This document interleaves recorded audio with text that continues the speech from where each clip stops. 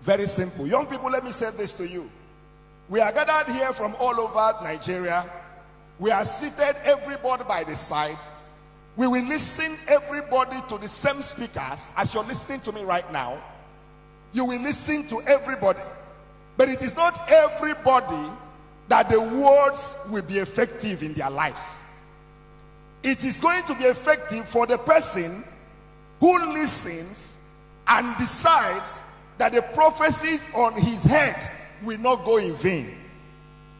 This is University of Nigeria, Nsukka. Several years ago, I came to this school as a student. Before I came to this school as a student, I was physically challenged at the age of 3. And between the ages of 3 and 10, I was a beggar in my village. Everybody knew me.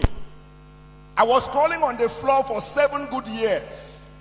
I will hang something on my neck. I will go to the marketplace to beg. That was what I was doing for 7 years. And for these 7 years, all my age mates were already in school. I was despised. I was nobody. Until one day, I decided to go to school. And when I got to school, the headmaster made a mockery of me and said to my father, "Why did you bring this one here? What did he come here to do?" He said to my father, "He can't be a student. So take him back home. He can't be a student." And then I asked the man, "What will I do?" If you want to maximize who you are in life, you don't tell stories of what has happened to you. You tell stories of what will I do to come out of what has happened to me. That's the question. So I asked the man, "What will I do?" He said, "Go and learn how to walk." And for 1 year, I was learning how to walk with this stick. And I'll take a step and I will fall. Young people, listen to me. On the journey to success, you're going to fall several times. But when you fall, you're going to get right back on your legs. You're going to write an exam several times, but you won't give up until you pass that exam. You're going to go for interviews several times. You're going to be rejected, but each time they reject you, you return.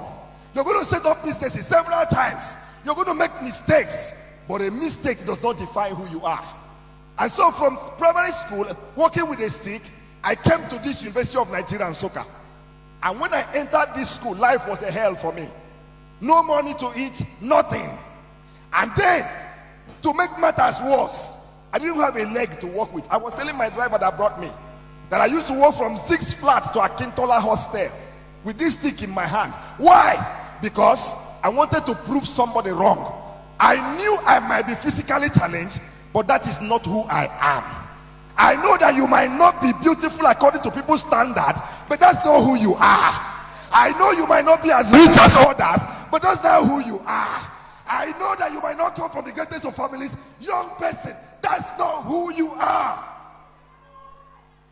So I came in here, and then I had a terrible experience after I lost my dad. A lecturer, I went to ask him a question in the class, and this man said to me, "Bring the question to the class. I want everybody to gain from this question." So I came to the class, and he said to me, "Come and stand in front of the class at the mass communication department at the Faculty of Arts here." So I stood in front of the class, and this man looked at me and said, "You asked me a question." I said, "They said, let me ask you questions too." He said to me, "When you were entering the university, where did you pass?" I said, "Sir, I passed through the university gate." He said, "When you were passing, who did you see?" I was wondering, what was the need? I said, "Sir, I saw the transporters, the Okada people." Said, "Yes." "Who else?" "I saw the security people." "Yes." "Who else?" "I saw those hawking." He said to me, "Think very well. Who else did you see?" I said, "Sir, I saw those who were begging." He said, "Describe them for me."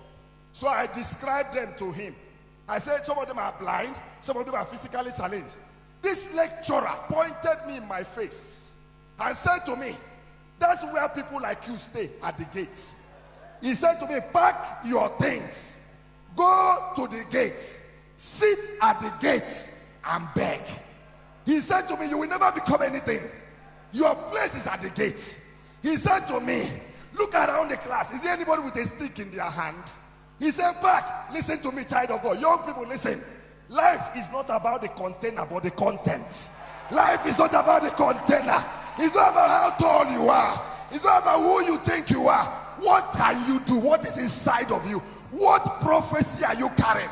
What dream are you carrying? Can I share to you? I left this school with a first class. Listen to me, young people. I left this school with a CGPA of 4.86. Listen to me, young people. Today as I stand here, I have a PhD. I am a lecturer and I teach in 2 different schools. I have cars that I drive on my own. I have family, I have a wife and children. Listen, child of God. Nobody is your classmate. You are your own. Nobody should influence you. Hey, young person, listen to me. You are not in competition with anybody. By the special grace of God, I have traveled around the world. The last time I got to UK, I got to London Heathrow Airport with the same stick in my hand. That's something for which they mocked you. That's the same thing God will lay hand on and elevate you. Do not